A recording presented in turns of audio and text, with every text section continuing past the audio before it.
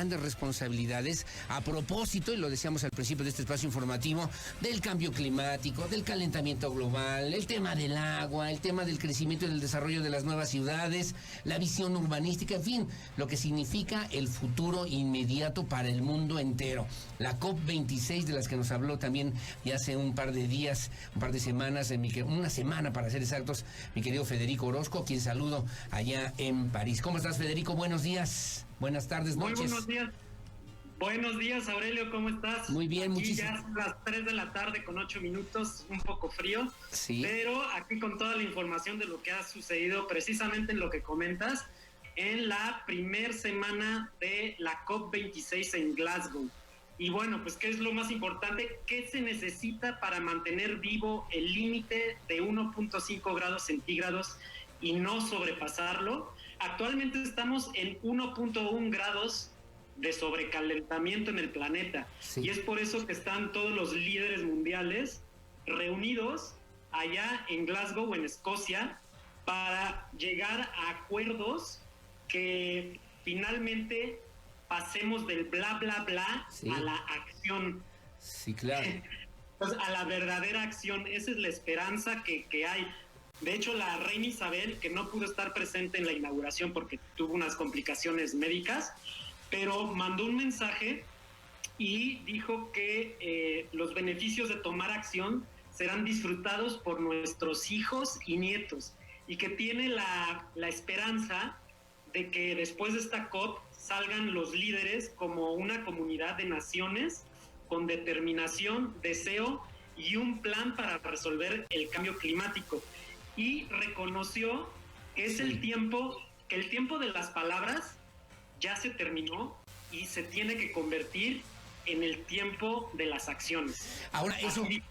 La monarca inglesa. Oye, Federico, eso implica presupuestos, implica también definir una visión de trabajo, enfocar diferentes problemáticas. Estaba yo viendo, por ejemplo, la crisis climática, el tema de la energía o las energías verdes, el tema del cuidado ambiental, el compromiso que hicieron también los países del G20, obviamente que son los países más ricos en el mundo entero.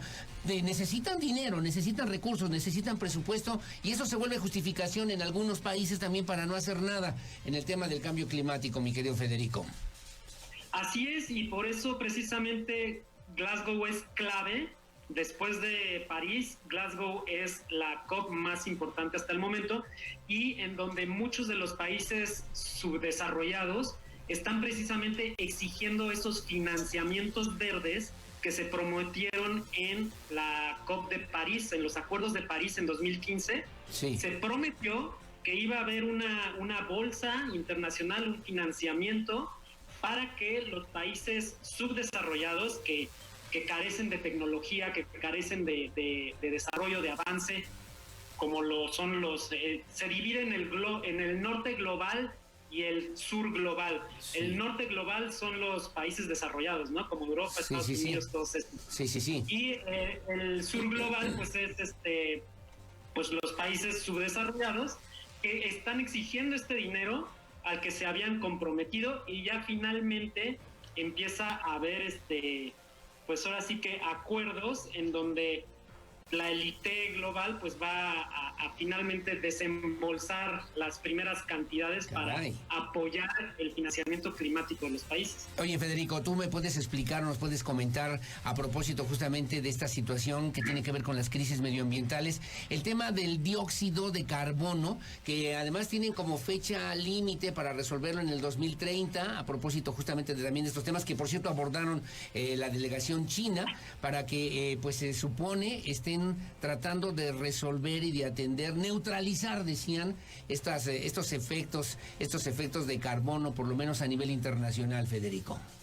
Sí, mira, fíjate que precisamente hay que entender la diferencia de lo que es el dióxido de carbono, que es el gas que emitimos con la combustión de combustibles fósiles, como la gasolina, los vehículos, todo eso. Y otra cosa también es el carbón como tal. No hay que confundir dióxido de carbono con carbón. Correcto. El carbón es pues este mineral que lo convertimos en energía, lo quemamos para generar electricidad. Y es correcto, China, India son de los top 3 países que queman más carbón en el planeta. Y justo ayer se habló del tema de energía, en específico de la transición global hacia las energías limpias y la erradicación del carbón como generador de electricidad. 23 países renovaron sus compromisos para erradicar el uso del carbón, incluidos 5 de los top 20 consumidores de este combustible.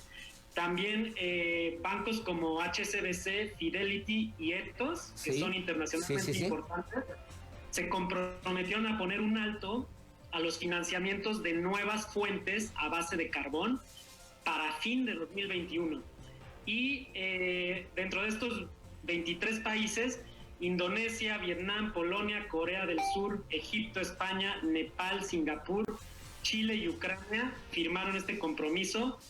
China, Japón y Corea pues dicen que van a detener las inversiones nuevas en carbón fuera de sus territorios, lo cual pues es un gran avance.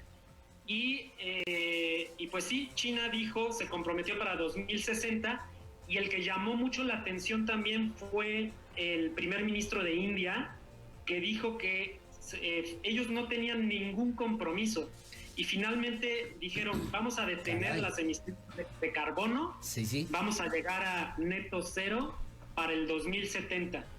Digo, su meta está 2 décadas desfasadas del 2050, que es la meta generalizada de todos los países, ¿no? Pero mínimo que el tercer país más contaminador del mundo ya esté diciendo esto, pues es muy importante. Además dijeron que para 2030 la mitad de su energía va a ser de fuentes renovables. Correcto, fíjate qué interesante, y además te agradezco mucho, mi querido Federico Orozco, que nos hagas favor de enseñarnos sobre esta dinámica, esta temática que también tenemos que aprender a analizar, a conocer y a discutir. Pero te tengo que preguntar, ¿y cuál fue la postura finalmente de México? Porque hablabas de Indonesia, de la India, de China. ¿Cuál fue la postura de México acá en el país? ¿Hubo alguna confusión de que México sí había aprobado, que sí había participado, que no, que después lo hizo más tarde? ¿Cuál fue la postura de México en esta COP26, Federico Orozco?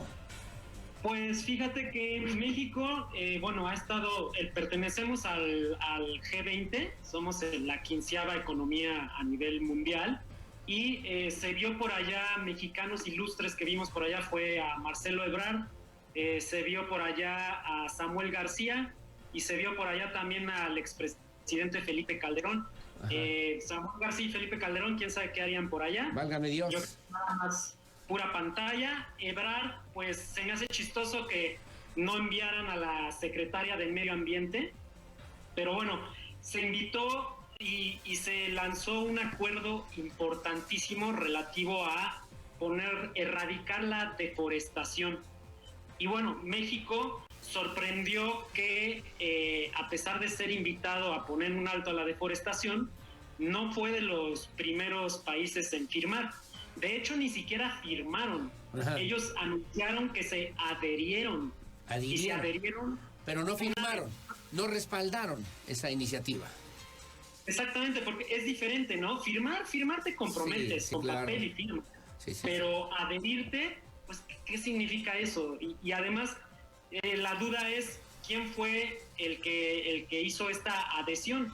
Porque cuando ocurrió todo esto, Ebrard estaba en una junta del G20. Parece ser que Marta Delgado, la subsecretaria de Asuntos Multilaterales, que ni siquiera tiene que ver con medio ambiente, fue la que tal vez mencionó esta adhesión.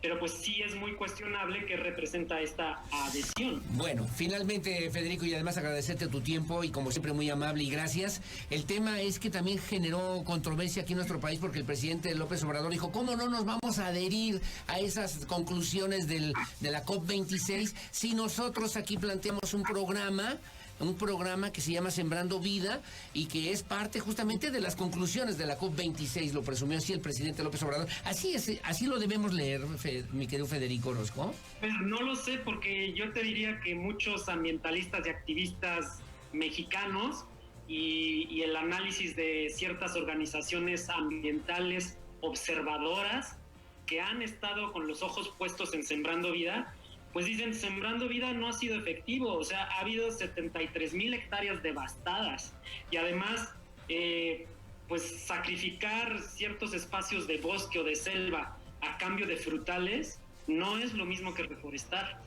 Y incluso, pues, sembrar puros frutales pues, no sirve de nada, eso no es crear un bosque. Federico, pero no se trata de sembrar, sino de no talar, de no acabar con las áreas verdes, con las áreas naturales, ¿no? Exactamente, este es un compromiso a no deforestar. Claro. Y es también precisamente lo que a nivel local hemos estado pues batallando en Querétaro, ¿no? Con los cambios de uso de suelo, que precisamente decimos no a los cambios de uso de suelo en zonas forestales o ecológicas, precisamente por la deforestación que ocasiona.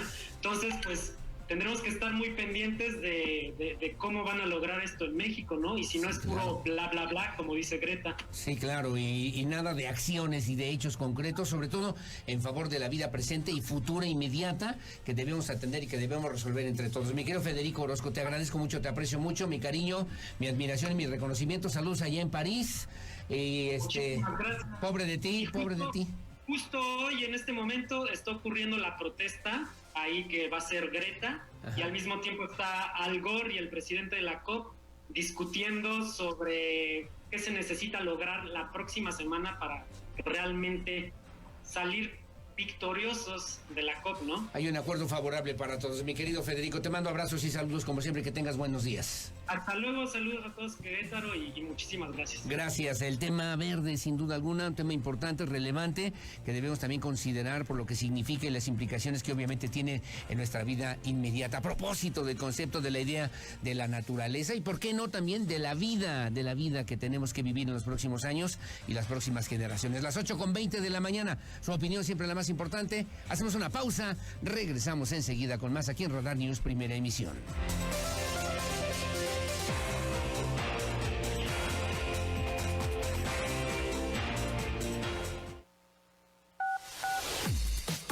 Porque siempre estamos cerca de ti. Síguenos en nuestras redes sociales. En Facebook, Radar News Querétaro. En Instagram, @Radar News 1075 FM. En Twitter, @Radar News 1075.